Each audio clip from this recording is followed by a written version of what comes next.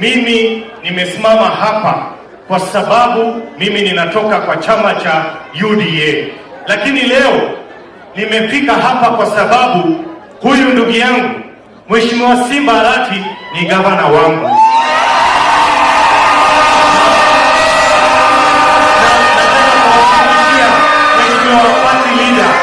Kwamba sisi kama watu wa UDA tumesimama nyuma ya Mheshimiwa Simba Arati na yeye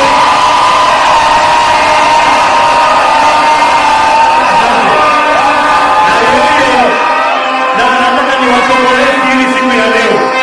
Sisi kama UDA tumesema kwamba hatutasimamisha candidate wa gavana wetu wa Brombe ni Simba.